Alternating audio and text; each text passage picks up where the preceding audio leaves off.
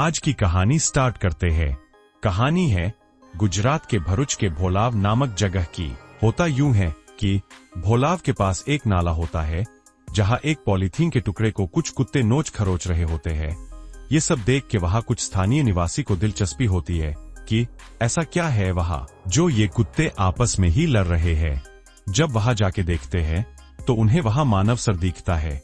जैसे ही वो लोग सर का टुकड़ा वहां देखते हैं तो तुरंत पुलिस को फोन कर देते हैं। पुलिस वहां आती है और सारे कुत्ते को वहां से भगाकर सर को कब्जे में ले लेती है और पंचनामा करके उस टुकड़े को फॉरेंसिक लैब भेज देती है। अब पुलिस के सामने एक मर्डर, लेकिन किसका? सो पुलिस लग जाती है आसपास के थानों में पता करने की किसी 30 से 35 साल का कोई व्यक्ति जो मिसिंग हो, जिसका मिसिंग रिपोर्ट कहीं दर्ज कराया गया हो। वही पुलिस वालों को ये भी अंदेशा होता है कि अगर सर ऐसे डिस्पोज किया गया है तो बाकी बॉडी पार्ट्स भी ऐसे ही डिस्पोज किया जा सकता है। सो वो लोग एक सर्च लॉन्च करते हैं और उनका ये प्रयास रंग लाती भी है। उन्हें वहां 1-2 नहीं पूरे 9 बॉडी पार्ट्स मिलते हैं और उन्हीं बॉडी पार्ट्स में एक हाथ में सचिन नाम का टैटू भी दिखता है। साथ ही दांतों में डेंटल इम्प्लांट किया हुआ भी दिखता है। इसके बाद भरूच पुलिस सचिन नाम से मिसिंग रिपोर्ट खंगालने लग जाती है और उन्हें पता चलता है कि भरूच थाने के अंतर्गत ही सी डिवीजन थाने में सचिन नाम से एक मिसिंग रिपोर्ट दर्ज हो रखी है। जिसने मिसिंग रिपोर्ट दर्ज कराया होता है, पुलिस उसे थाने बुलाती है तो पता चलता है कि उसका नाम मोहित चौहान है और वो उत्तर प्रदेश के बिजनौर का रहने वाला है। वो बताता है कि सचिन चौहान जो कि उसका भाई है, वो यही भरूच में नौकरी करता है और शायद मार्च के 25 तारीख से ही लापता है। अब पुलिस उसे हॉस्पिटल ले जाती है जहां शिनाख्त करनी है। वहां पहुंचकर जब वो उस बॉडी को देखता है तो पहचान जाता है कि वो और कोई नहीं बल्कि उसका भाई सचिन चौहान ही है। मोहित पुलिस को बताता है कि 1 मार्च को सचिन अपने ससुराल में एक शादी अटेंड करने के लिए अपने परिवार सहित बिजनौर आया और 6 मार्च को अकेला वापस भरूच आ गया और सचिन की पत्नी होली मना के 25 मार्च को भरूच वापस आने वाली थी, जिसका टिकट सचिन भरूच से भेजने वाला था। इसीलिए सचिन की पत्नी 25 मार्च सुबह से मोहित को फोन करती है कि टिकट भेज दो, लेकिन सचिन फोन ही नहीं उठाता है और बाद में उसका मैसेज आता है कि वो बेंगलुरु जा रहा है, इसीलिए अभी टिकट नहीं भेजेगा। इसके बाद भी सचिन की पत्नी पारुल उसे फोन करती रहती है पर वो फोन ही नहीं उठाता है। ये थोड़ा अजीब था, इसीलिए पारुल उसके बाद मोहित को फोन करती है कि सचिन उसका फोन उठा ही नहीं रहा है। तब मोहित सचिन को फोन करता है लेकिन वो फोन नहीं उठाता है और मोहित को मैसेज करता है कि उसको कोई और मिल गई है और वो पारुल को डाइवोर्स दे देगा। इससे मोहित को भी अजीब लगता है क्योंकि इससे पहले सचिन ने कभी भी ऐसा इस तरह से नहीं किया था। यही मोहित को खटकता है और वो सचिन के साले को लेकर बिजनौर से भरूच आ जाता है कि देखे बात क्या है। पर जब वो सचिन के घर पहुंचता है तो देखता है कि वहां पे तो ताला लगा हुआ है। वो फिर से सचिन को फोन करता है पर वो फोन ही नहीं उठाता है। मोहित एकदम हैरान परेशान होकर सचिन के एक दोस्त शैलेंद्र, जो कि बेसिकली बिजनौर से ही था और बचपन से ही वो और सचिन दोस्त थे, एक साथ पढ़े लिखे और दोनों यही जॉब में भी थे। शैलेंद्र फोन उठा के बोलता है कि उसे कुछ नहीं पता, लेकिन मोहित को उसके आवाज में एक घबराहट जैसी फीलिंग हुई। शैलेंद्र मोहित को बोलता है कि अभी वो बिजी है और शाम में उनसे मिलेगा और बाद में शाम में मोहित को मैसेज करके बोलता है कि उसका कोई मर गया है, सो वो बिजनौर जा रहा है।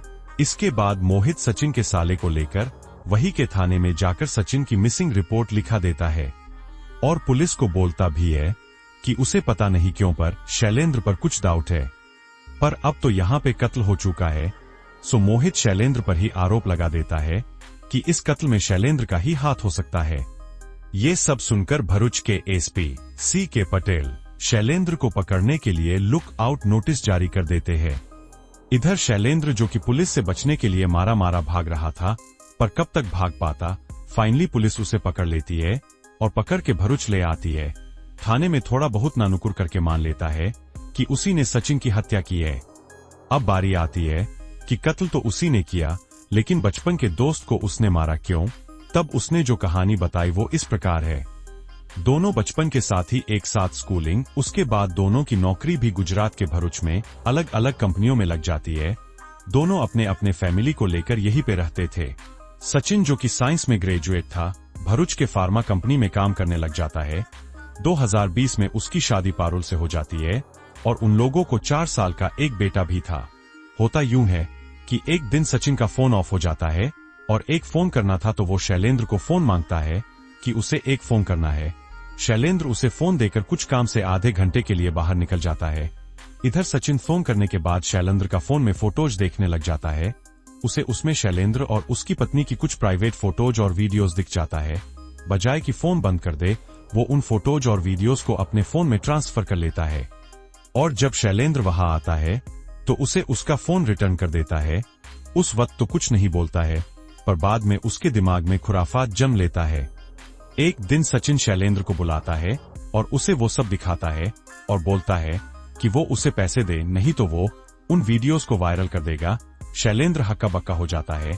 उसे एहसास होता है कि उस दिन सचिन को फोन देकर उसने बहुत बड़ी गलती कर दी थी। अब सचिन उसे बार बार ब्लैकमेल करने लग जाता है। इससे वो बहुत ज्यादा परेशान हो जाता है। बचपन का दोस्त ऐसा करेगा, वो सपने में भी नहीं सोच सकता था।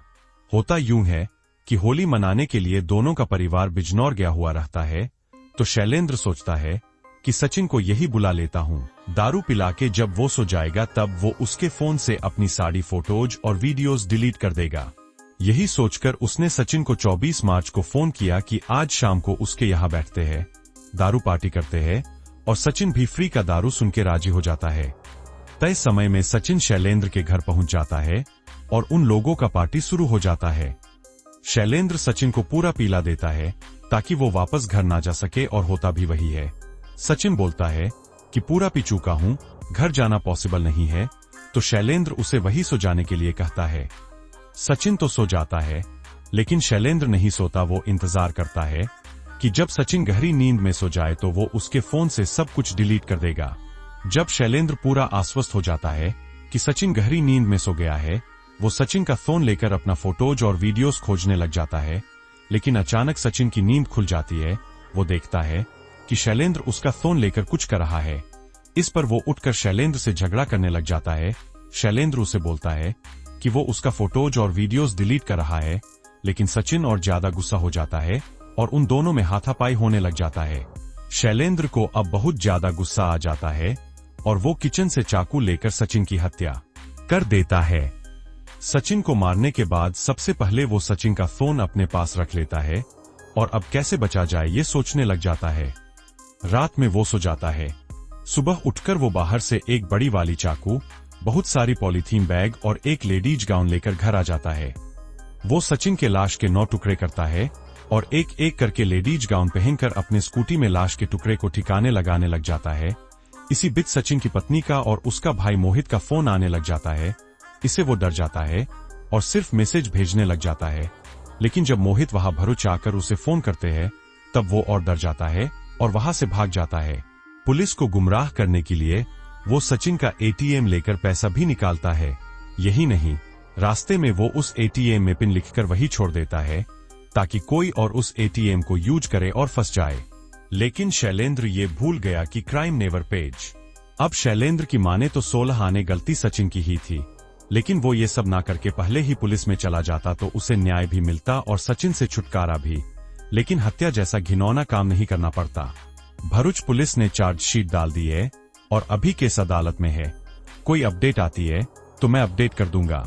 आप लोगों को क्या लगता है साथियों, कौन सही और कौन गलत है? कमेंट्स में जरूर बताइएगा। अगर आपको हमारी मेहनत पसंद आई हो तो इस वीडियो को लाइक करते हुए शेयर भी जरूर करें। अगर आपने अब तक क्राइम का खेल चैनल को सब्सक्राइब नहीं किया है तो चैनल को सब्सक्राइब कर बेल आइकन जरूर दबा ले। क्राइम की दुनिया से जुड़ी ऐसी ही कहानियों के लिए हमारे साथ लगातार जुड़े रहे। धन्यवाद।